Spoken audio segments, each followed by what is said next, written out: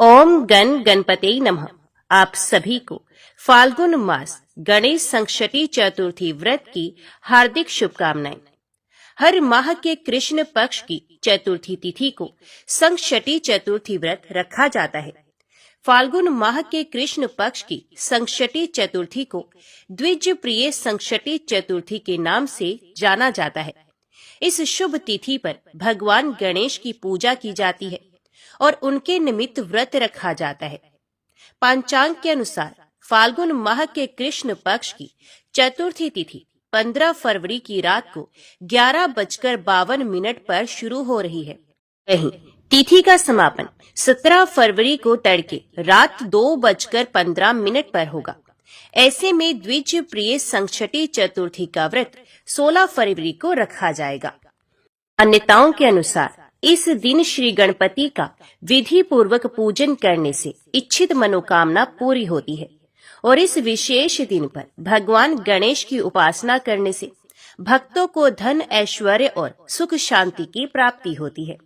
तो आज की इस वीडियो में आप सुनेंगे फाल्गुन मास की द्विज प्रिय संकष्टी चतुर्थी की पौराणिक व्रत कथा।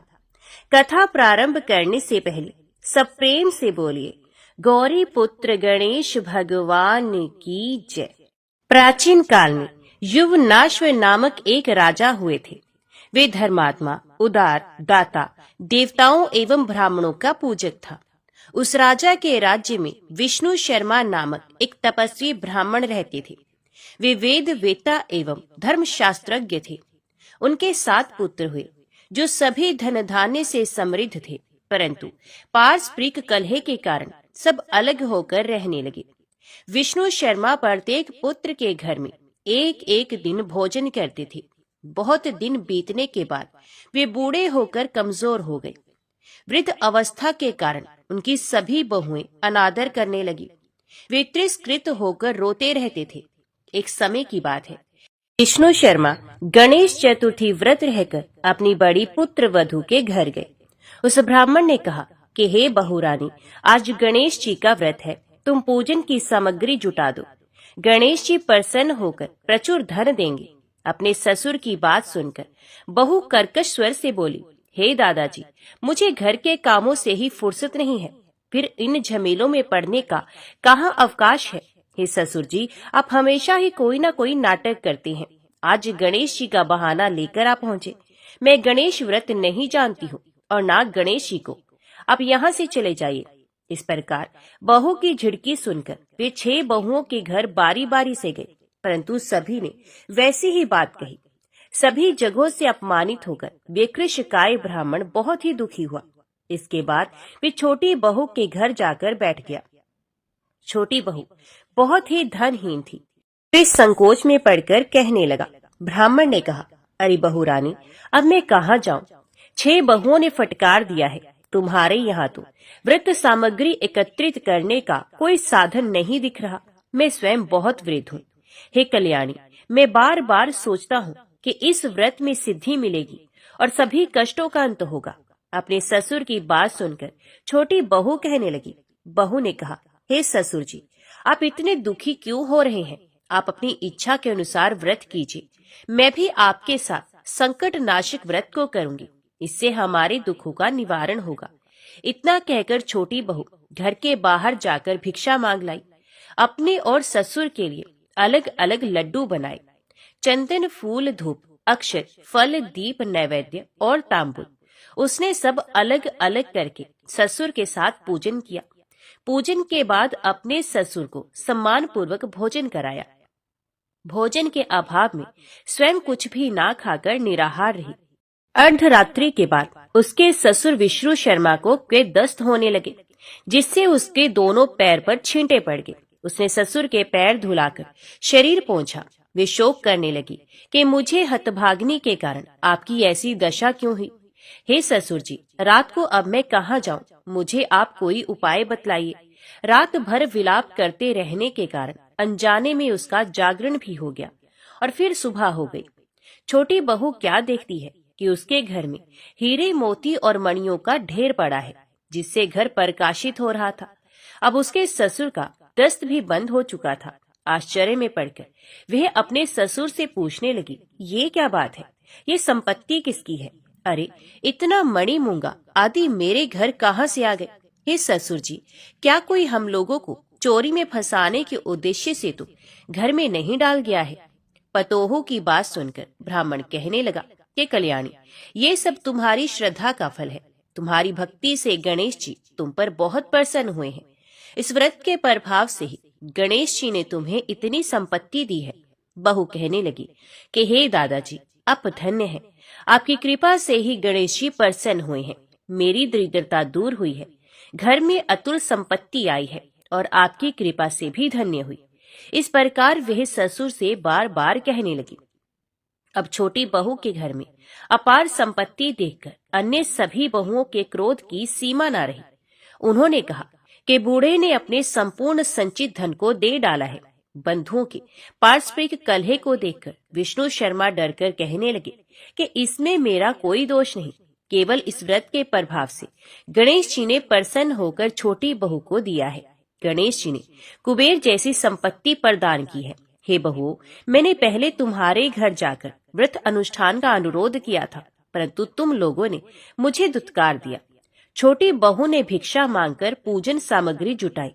इसके करने से गणेश जी ने प्रसन्न होकर संपत्ति प्रदान की है। उस ब्राह्मण के 6 पुत्र दरिद्र, रोगी और दुखी हो गए। केवल छोटा पुत्र ही इंद्र के समान भाग्यशाली बन बैठा। वे 6 आपस में होड़ करते हुए फाल्गुन कृष्ण गणेश चतुर्थी व्रत करने लगे। इस व्रत के करने से वे सब भी धनवान बनते गए। इसी प्रकार दूसरे लोग भी जो इस व्रत को करेंगे, उनका घर भी धन धान्य से भरा पूरा रहेगा। तो सब प्रेम से बोलो, गणपति भगवान की जय। अभी सुनिए संकष्टी चतुर्थी व्रत की अगली कथा। एक बार एक राज्य में एक कुम्हार रहता था।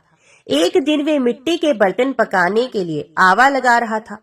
आवा कहते हैं मिट्टी के बर्तन पकाने के लिए आग जलाने को। अब उसने आवा तो लगा लिया, लेकिन उसमें मिट्टी के बर्तन पके नहीं। कुम्हार बार बार प्रयास करता रहा, लेकिन मिट्टी के बर्तन हर बार कच्चे ही रह जाते। ये देखकर कुम्हार बहुत परेशान हो गया।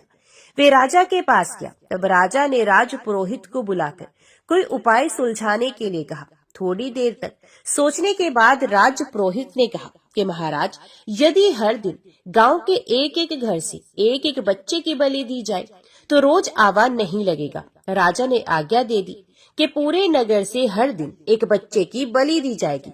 कई दिनों तक ऐसा ही चलता रहा। हर घर से एक बच्चे की बलि दी जाती रही और फिर एक बुढ़िया के घर की बारी आई, लेकिन उसके बुढ़ापे का एकमात्र सहारा उसका अकेला बेटा अगर बलि चढ़ जाएगा तो फिर बुढ़िया का क्या होगा? ये सोचकर बेचारी बुढ़िया बहुत परेशान हो गई।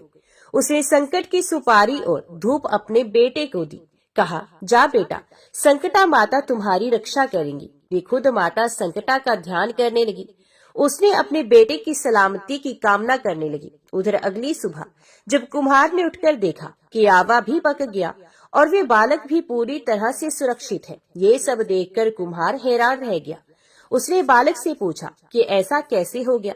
तब बालक बताने लगा कि उसकी माँ हर बार नियम से संकट चौथ और महीने में पड़ने वाली चतुर्थी का व्रत किया करती है। संकटा माता की कृपा से इसी कारण वे जीवित बच गया है। और फिर संकटा माता की कृपा से नगर के वे अन्य सभी बालक जिनकी बलि दी गई थी, वो सभी भी दोबारा जी उठे। पौराणिक मान्यताओं के अनुसार उसी दिन से खासकर संकट चौथ के दिन माएं अपने बेटों की लंबी उम्र की कामना से भगवान गणेश की पूजा और व्रत करती हैं। अब सुनिए संकट चौथ के दिन सुनी जाने वाली देवरानी और जेठानी की कथा। संकष्टी चौथ की पौराणिक कथा के अनुसार एक बार एक शहर में देवरानी और जेठानी रहा करती थी। जेठानी अमीर थी और देवरानी बहुत गरीब थी। देवरानी गणेश जी की बड़ी भक्त थी। देवरानी का पति जंगल से लकड़ियां काट कर लाता, उन्हें शहर में जाकर बेचता था। इस प्रकार उनका जीवन चल रहा था। देवरानी का पति अक्सर बीमार रहता था। तब देवरानी जेठानी के घर का सारा काम करती और बदले में जेठानी उसे बचा हुआ खाना, पुराने कपड़े आदि दे देती। इसी से किसी तरह देवरानी का परिवार चल रहा था। माघ के महीने में देवरानी ने तिलचोत का व्रत किया। 5 आने का तिल और गुड़ लाकर तिलकुट बनाया। पूजा करके तिलचोत की कथा सुनी और फिर तिलकुटा छिंके में रख दिया, क्योंकि संकट चौथ का व्रत बिना चंद्र देवता को अर्घ्य दिए अधूरा माना जाता है। तो देवरानी सोचने लगी कि चंद्रमा उदय होने पर पहले तिलकुट और उसके बाद ही ये कुछ और खाएगी। कथा सुनकर वे जेठानी के यहाँ चली गई। खाना बनाकर जेठानी के बच्चों से उसने खाना खाने के लिए कहा। तब बच्चे कहने लगे कि माँ ने व्रत किया है और माँ भूखी है, जब माँ खाना खाएगी तब हम भी खा लेंगे। जेठ जी को खाना खाने के लिए कहा तो जेठ जी कहने लगे कि मैं अकेला नहीं खाऊंगा, जब चांद निकलेगा तभी सब मिलकर खाना खाएंगे, तब मैं भी खा लूंगा। जेठानी ने उससे कहा कि आज तो किसी ने भी अभी तक खाना नहीं खाया, तो मैं तुम्हें कैसे दे दूं? तुम सुबह सवेरे आकर बचा हुआ खाना ले जाना। क्योंकि हर दिन तो जेठानी का बचा हुआ खाना या सुबह का बचा हुआ खाना अपनी देवरानी को दे दिया करती थी। इधर देवरानी के घर पर उसका पति और बच्चे बेचारे सब आस लगाए हुए ही बैठे थे कि आज तो त्योहार है, इसलिए कुछ आज पकवान आदि खाने को मिलेगा। देवरानी बिना खाने के जब अपने घर लौटी और बच्चों को पता चला कि आज तो पकवान क्या रोटी भी खाने को नहीं मिलेगी, तो सारे बच्चे उदास हो गए, भूख के मारे रोने लगे। उसके पति को भी बहुत गुस्सा आया। उसका पति गुस्से में कहने लगा, सारा दिन काम करके भी तुम 2 रोटी नहीं ला सकती, तो काम ही क्यों करती हो? पति ने गुस्से में आकर पत्नी को कपड़े धोने के धोने से मारा। धोना हाथ से छूट गया तो पाटे से मारा। अब वे बेचारी देवरानी गणेश जी को याद करती हुई रोते रोते पानी पीकर ही सो गई। उस दिन गणेश जी देवरानी के सपने में आए और कहने लगे, धुवने मारा, पाटी मारा, सो रही है या जाग रही है? देवरानी कहने लगी, कुछ सो रही हूँ, कुछ जाग रही हूँ। तब गणेश जी फिर से बोले, भूख लगी है, कुछ खाने को दो। देवरानी कहने लगी, क्या दूं? मेरे घर में तो अन्न का एक दाना भी नहीं है।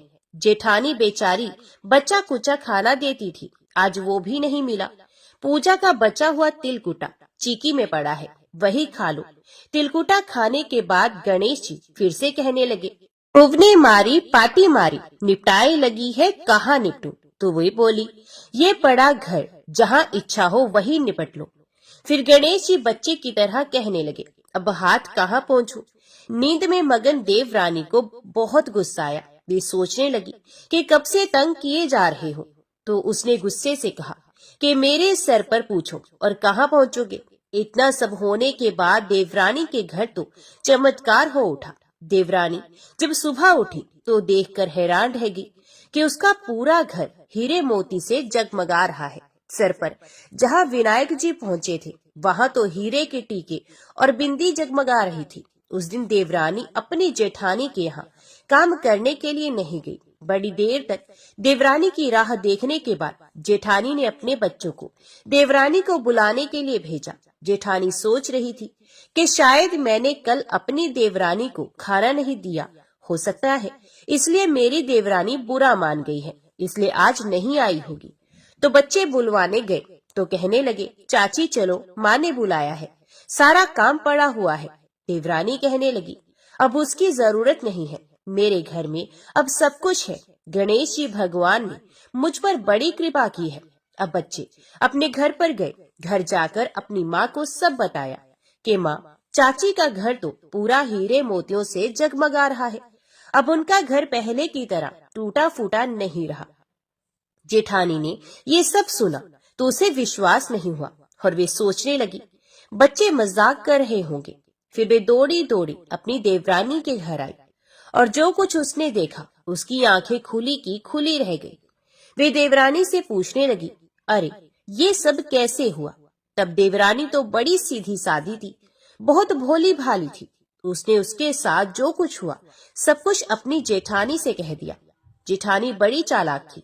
घर लौटकर जेठानी ने अपने पति से कहा कि आप मुझे धोबन और पाटे से मारो। उसका पति कहने लगा, हे भलमानस, मैंने तो तुम्हारी ऊपर कभी हाथ तक नहीं उठाया, मैं भला तुम्हें धवन और पाटे से कैसे मार सकता हूँ? लेकिन जेठानी मानी ही नहीं और वे जिद करने लगी कि मुझे पीटो। मजबूर होके उसके पति को उसे मारना ही पड़ा।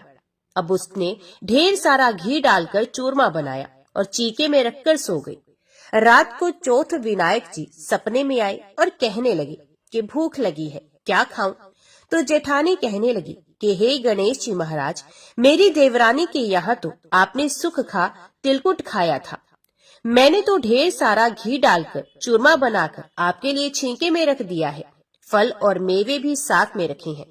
हे गणपति जी महाराज, जो चाहे वे आप खा लीजिए। सारा चूरमा खाने के बाद गणपति जी कहने लगे, निपटे कहाँ? तो जेठानी कहने लगी, उसके यहाँ तो टूटी फूटी झोपड़ी थी, मेरे यहाँ तो कंचन का महल है, जहाँ चाहो निपट लो। तब गणेश जी ने पूछा, अच्छा ठीक है, अब बताओ मैं पहुँचूं कहाँ? तो जेठानी कहने लगी, मेरे माथे पर बड़ी सी बिंदी लगाकर पहुँच लो। जेठानी तो बहुत चालाक थी और उसके मन में धन का लालच भी था। धन की लालची जेठानी सुबह सुबह बड़ी जल्दी उठ गई। सोचने लगी कि आज तो मेरा घर भी हीरे जवाहरात से भर चुका होगा और मैं तो देवरानी से ज्यादा अमीर बन जाऊंगी। लेकिन जब वे सुबह उठी तो उसने देखा हीरे मोती की जगह उसके घर में तो गंदगी फैली हुई थी और बड़ी तेज बदबू आ रही थी। उसके सर पर भी बड़ी सी बिंदी की जगह गंदगी लगी हुई थी। तब उसने कहा कि हे गणेश जी महाराज, ये आपने क्या कर दिया? मुझसे रूठे और देवरानी पर रूठे। जेठानी बहुत दुखी हुई, उसे गुस्सा भी आ रहा था। जेठानी ने किसी तरह अपने घर की सफाई करने की कोशिश की, लेकिन गंदगी तो और ज्यादा फैलती ही जा रही थी। उधर जेठानी के पति को जब मालूम हुआ तो वे भी बहुत गुस्सा हुआ और कहने लगा कि तेरे पास तो इतना सब कुछ था, फिर भी तेरा मन नहीं भरा। जेठानी के पति ने भी उसे ताना दे दिया। परेशान होकर चौथ के गणेश जी से वे विनती करने लगी। तब गणेश जी ने कहा, देवरानी से जलन करने के कारण तूने जो कुछ भी किया था, यही उसका फल है। अब तू अपने धन में से आधा धन देगी, तभी ये सब गंदगी साफ होगी। जेठानी ने किसी तरह अपना आधा धन बांट दिया, किंतु मोहरों की एक हांडी चूल्हे के नीचे उसने गाड़ कर रखी थी। उसने सोचा, इसका पता तो किसी को नहीं चलेगा, और उसने वे छुपाया हुआ धन बांटा ही नहीं। छुपाए हुए धन को छोड़कर बाकी सारा धन उसने अपनी देवरानी को आधा आधा दे दिया और फिर गणेश जी से कहने लगी, हे गणपति भगवान, अब तो अपना ये बिखराव समेट लो। तब गणपति भगवान कहने लगे, अभी नहीं, पहले चूल्हे के नीचे जो गाड़ी हुई मोहरों की हांडी है उसे भी ताक में रख दो और दो सुई के भी 2 हिस्से कर दो। इस प्रकार गजानन ने बाल स्वरूप में आकर सुई जैसी छोटी से छोटी चीज का भी बंटवारा करवा दिया और इसके बाद ही अपनी माया समेटी। माया समेट ही जेठानी के घर जो गंदगी फैली हुई थी वे भी दूर हो गई और जेठानी को उसके लालच का सबक भी मिल गया। हे गणपति महाराज, जैसे ही आपने देवरानी पर कृपा की, वैसे ही कथा को सुनने वाले सभी भक्तों पर करना, किंतु जैसी सजा जेठानी को दी वैसी किसी को मत देना। तो बोलो गणपति भगवान की जय। माघ कृष्ण गणेश चतुर्थी की पौराणिक व्रत कथा के अनुसार पार्वती जी ने एक बार गणेश जी से पूछा कि हे वत्स, माघ महीने में किस गणेश की पूजा करनी चाहिए तथा इसका क्या नाम है? उस दिन पूजन में किस वस्तु का नैवेद्य अर्पित करना चाहिए और क्या आहार ग्रहण करना चाहिए? इसे आप सविस्तार बतलाने की कृपा करें। गणेश जी ने कहा कि हे माता, माघ में भालचंद्र नामक गणेश की पूजा करनी चाहिए। इनका पूजन षोडशोपचार विधि से करना चाहिए। हे माता पार्वती, इस दिन तिल के 10 लड्डू बना ले, 5 लड्डू देवता को चढ़ाए और शेष 5 ब्राह्मण को दान में दें।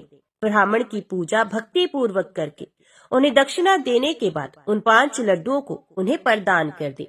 हे देवी, तिल के 10 लड्डुओं का स्वयं आहार करे। इस संबंध में मैं आपको राजा हरिश्चंद्र का वृत्तांत सुनाता हूँ। सतयुग में हरिश्चंद्र नामक एक प्रतापी राजा हुए थे। वे शास्त्र धर्म में पटु, सरल स्वभाव, सत्यनिष्ठ और विद्वान ब्राह्मणों के पूजक थे। हे देवी, उनके शासन काल में अधर्म नाम की कोई वस्तु नहीं थी। उनके राज्य में कोई अपाहिज, दरिद्र या दुखी नहीं था। सभी लोग आधी व्याधि से रहित एवं दीर्घायु होते थे। उन्हीं के राज्य में एक ऋषि शर्मा नामक तपस्वी ब्राह्मण रहते थे। एक पुत्र की प्राप्ति होने के बाद ही वे स्वर्गवासी हुए। पुत्र का भरण पोषण उनकी पत्नी करने लगी। वे विधवा ब्राह्मणी भिक्षाटन के द्वारा पुत्र का पालन पोषण करती थी। उस ब्राह्मणी ने माघ मास की संकटा चतुर्थी का व्रत किया। वे पतिव्रता ब्राह्मणी गोबर से गणेश जी की प्रतिमा बनाकर सदैव पूजन किया करती थी। हे पार्वती, भिक्षाटन के द्वारा ही उसने पूर्वोक्त रीति से तिल के 10 लड्डू बनाए। इसी बीच उसका पुत्र गणेश जी की मूर्ति अपने गले में बांधकर स्वे इच्छा से खेलने के लिए बाहर चला गया। तब एक नर पिशाच कुम्हार ने उस ब्राह्मणी के 5 वर्षीय बालक को जबरन पकड़कर अपने आवों में छोड़कर मिट्टी के बर्तनों को पकाने के लिए उसमें आग लगा दी। इधर उसकी माता अपने बच्चे को ढूंढने लगी। उसे ना पाकर वे बड़ी व्याकुल हुई। वे ब्राह्मणी विलाप करती हुई गणेश जी की प्रार्थना करने लगी। हे गणेश जी महाराज, विशाल शरीर वाले, हे सूर्य नारायण की लाली के सदृश कांति वाले, हे सुंदर जटा समूह को धारण करने वाले, आप इस दुखनी की रक्षा कीजिए। हे गजानन, हे 4 भुजाधारी, हे मस्तक में चंद्रमा को धारण करने वाले, हे विनायक, हे अनाथों के नाथ, हे वरदायक, मैं पुत्र के वियोग से व्यथित हूँ, आप मेरी रक्षा कीजिए। वे ब्राह्मणी इसी प्रकार आधी रात तक विलाप करती रही। प्रातः काल होने पर कुम्हार अपने पके हुए बर्तनों को देखने के लिए आया। जब उसने आवा खोल के देखा तो उसमें जांग भर पानी जमा हुआ पाया। और इससे भी अधिक आश्चर्य उसे जब हुआ कि उसमें बैठे हुए एक खेलते हुए बालक को देखा। ऐसी अद्भुत घटना देखकर वे भयवश कांपने लगा और इस बात की सूचना उसने राज दरबार में दी। उसने राज्य सभा में अपने कुकृत्य का वर्णन किया। कुम्हार ने कहा कि हे महाबाहु, ए प्रज्वलित अग्नि के समान तेजवान, हे महाराज हरिश्चंद्र, मैं अपने दुष्कर्म के लिए वध के योग्य हूँ। उसने आगे कहा, हे महाराज, कन्या के विवाह के लिए मैंने कई बार मिट्टी के बर्तन पकाने के लिए आवा लगाया है, परंतु मेरे बर्तन कभी भी नहीं पके और सदैव कच्चे ही रह गए। तब मैंने भयभीत होकर एक तांत्रिक से इसका कारण पूछा तो उसने कहा कि चुपचाप किसी लड़के की तुम बलि चढ़ा दो, तुम्हारा आवा पक जाएगा। मैंने सोचा कि मैं किसके बालक की बलि दूं? जिसके बालक की बलि दूंगा वे मुझे क्यों कर जीवित छोड़ेगा। इसी भय से हे महाराज, मैंने दृढ़ निश्चय किया कि इसे ही बैठाकर आग लगा दूंगा। मैंने अपनी पत्नी से परामर्श भी किया कि ऋषि शर्मा ब्राह्मण मृत हो गए हैं। उनकी विधवा पत्नी भीख मांगकर अपना गुजारा करती है। अरे, वे लड़के को लेकर क्या करेगी? मैं यदि उसके पुत्र को बलि दे दूं तो मेरे बर्तन भी पक जाएंगे।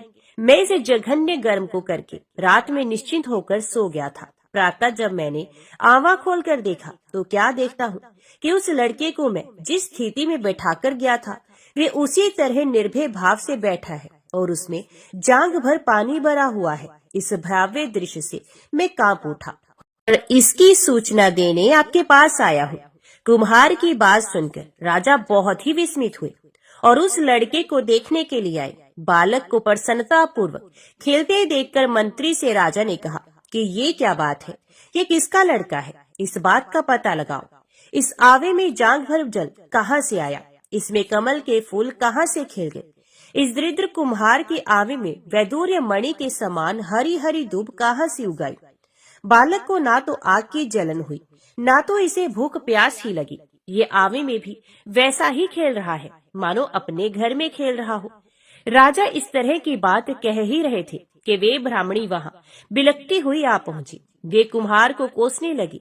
जिस प्रकार गाय अपने बछड़े को देखकर रंभाती है, ठीक वही अवस्था उस बुढ़िया की भी थी। वे बुढ़िया बालक को गोद में लेकर प्यार करने लगी और कांपती हुई राजा के सामने बैठ गई।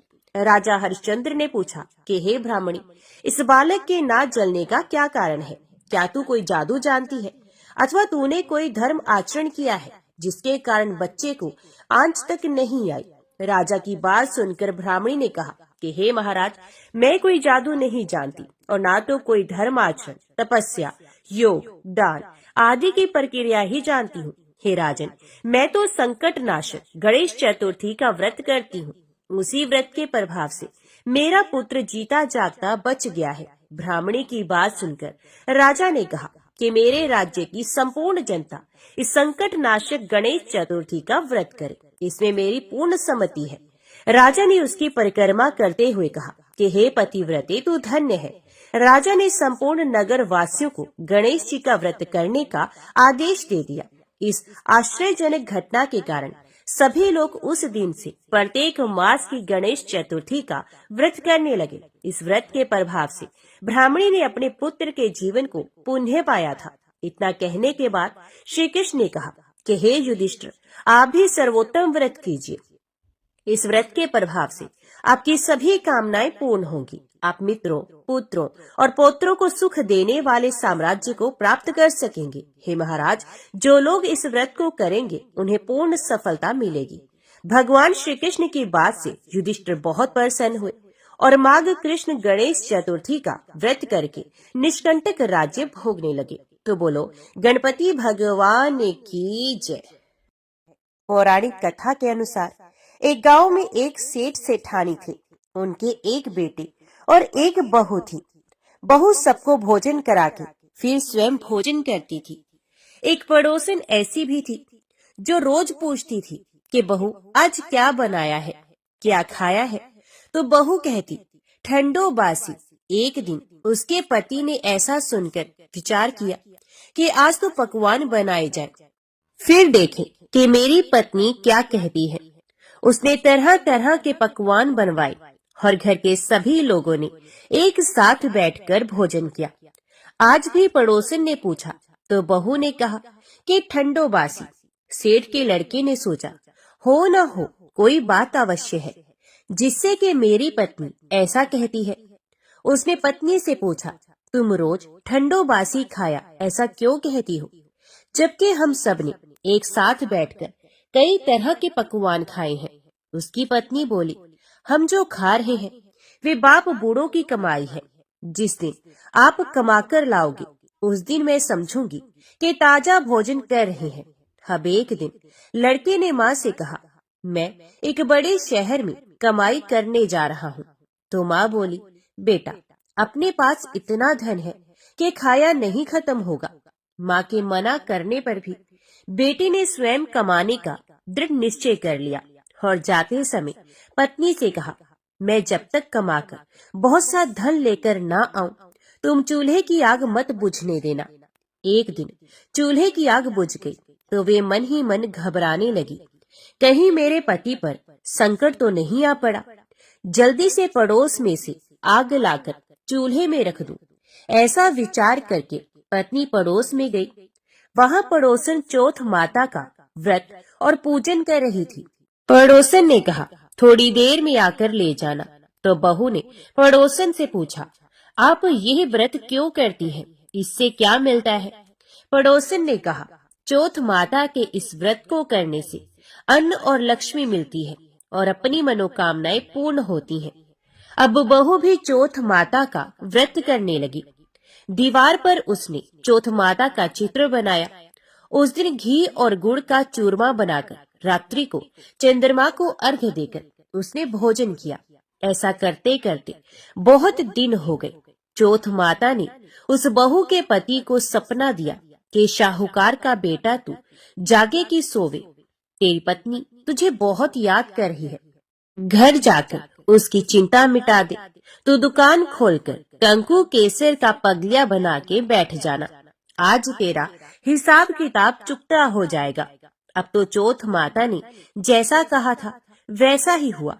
उसने घर जाने की तैयारी की और गाड़ी भर के धन दौलत लेकर चल दिया। रास्ते में एक बड़ा सा काला नाग फन फैलाए बैठा था और कहने लगा आज तो मैं तुम्हें डसूंगा, नहीं छोड़ूंगा। आज तेरी आयु पूरी हो गई है। सेठ के लड़के ने कहा आज चौथ माता ने मुझे सपना दिया तो मैं पत्नी से मिलने घर जा रहा हूँ। वहाँ मेरी पत्नी बहुत चिंता कर रही होगी। मैं उससे मिलकर जरूर आऊंगा, तब तुम मुझे डस लेना। नाग ने कहा तुम शपथ पूर्वक कह के जाओ तो मैं तुम्हें जाने दूंगा, परंतु लौटकर नहीं आए तो तुम्हारे घर आकर मैं तुम्हें डस लूंगा। इस प्रकार सांप को वचन देकर वे घर पहुंचा। वहां सभी से हंसी खुशी से मिला और भोजन करने उदास होकर बैठ गया। उसकी पत्नी ने उदास होने का कारण पूछा तो पत्नी ने काले नाग वाली बात बताते हुए कहा कि यदि मैं उसके पास नहीं जाऊंगा तो वे घर आकर ही मुझे डस लेगा। पत्नी बहुत चतुर थी। उसने कहा कि आप घबराओ नहीं, लेट जाओ, मैं एक उपाय करती हूँ। पत्नी ने कमरे की 7 पेड़ी धोई। पहली पेड़ी पर रेत, दूसरी पेड़ी पर इत्र, तीसरी पेड़ी पर गुलाल फूल, चौथी पर कंकु केसर, 5वीं पर लड्डू पेड़ा, छठी पर गादी गलीचा और 7वीं पेड़ी पर दूध का कटोरा भरकर रख दिया। इस प्रकार वे 7 ही पेड़ी सजाकर बैठ गई। आधी रात होते ही नाग आकर पेड़ी चढ़ने लगा। पहली पेड़ी पर रेत में लौट गया और कहने लगा कि सेठ की बहू ने आराम तो बहुत दिया, पर वचनों से बनकर आया हूँ, सो डस ही लूंगा अवश्य ही। इसी प्रकार 7 पेड़ियों पर नाग आराम करता हुआ और कहता हुआ कि डसूंगा। जरूर कमरे में जाने ही वाला था कि चौथ माता ने विचार किया कि मैं इसे नहीं बचाऊंगी तो संसार में धर्म कर्म व्रत को कौन मानेगा।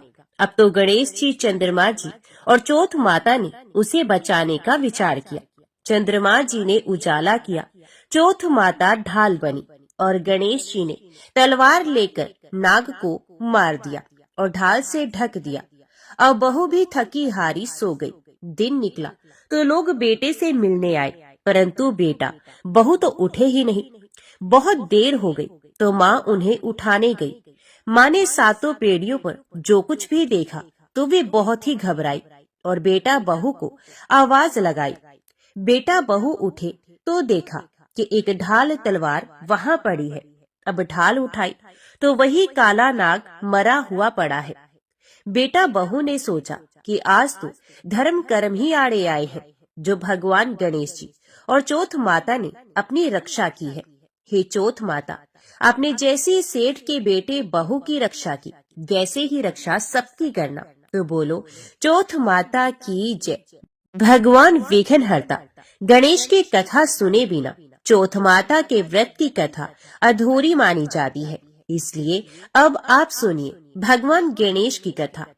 एक समय की बात है, भगवान विष्णु का विवाह लक्ष्मी जी के साथ निश्चित हो गया। विवाह की तैयारियां होने लगी। सभी देवताओं को निमंत्रण भेजे गए, परंतु गणेश जी को निमंत्रण नहीं दिया गया।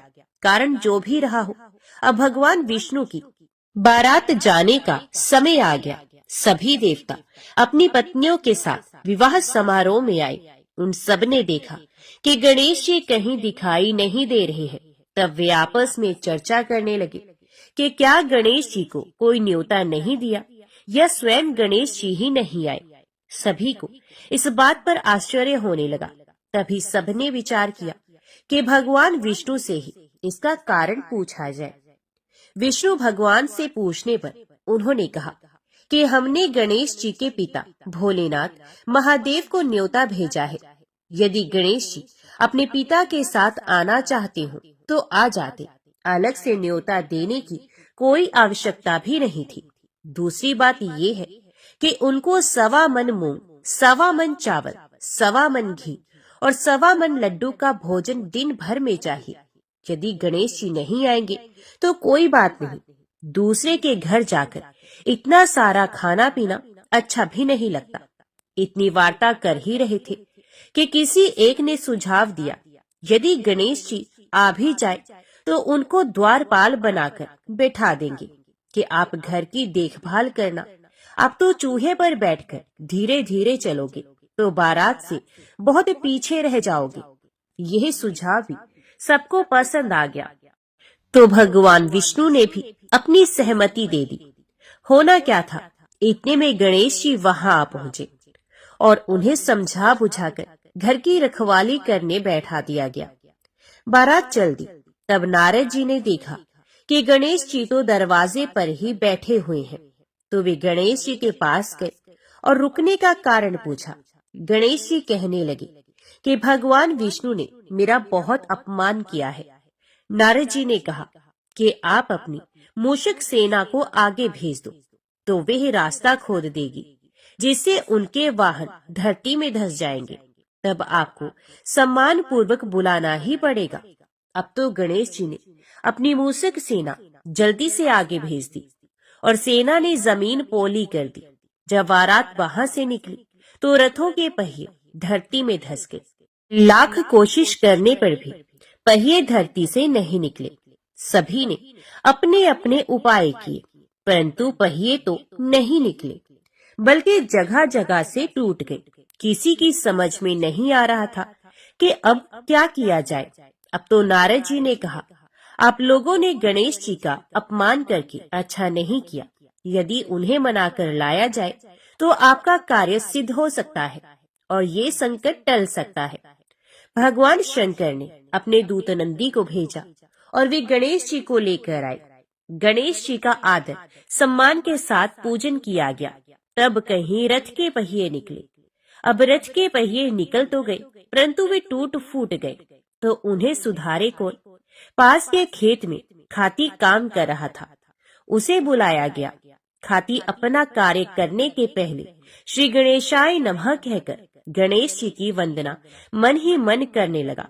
देखते ही देखते खाती ने सभी पहियों को ठीक कर दिया। तब खाती कहने लगा कि हे देवताओं, आपने सर्वप्रथम भगवान गणेश जी को नहीं मनाया होगा और ना ही उनका पूजन किया होगा, इसलिए तो आपके साथ ये संकट आया है। हम तो मूर्ख अज्ञानी हैं, फिर भी पहले गणेश जी को पूजते हैं, उनका ध्यान करते हैं। आप लोग तो देवता गण हैं, फिर भी आप गणेश जी को कैसे भूल गए? अब आप लोग भगवान श्री गणेश जी की जय बोलकर जाए तो आपके सब काम बन जाएंगे और कोई संकट भी नहीं आएगा। अब सभी को अपनी अपनी गलती का पश्चाताप हुआ और सबने भगवान गणेश जी की जय जयकार करते हुए और बारात वहां से चल दी और भगवान विष्णु का लक्ष्मी जी के साथ विवाह संपन्न करा के सभी सकुशल घर लौट आए।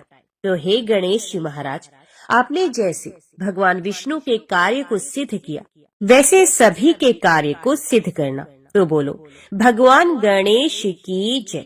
तो ये थी आज की चौथ माता की कहानी, विघ्नहर्ता भगवान गणेश की कहानी। आज की कथा अच्छी लगे तो वीडियो को लाइक करना मत भूलिएगा और कमेंट में चौथ माता की जय और भगवान गणेश की जय भी जरूर लिखिएगा और हमारे चैनल को भी सब्सक्राइब जरूर कीजिएगा। ओम श्री गणेशाय नमः।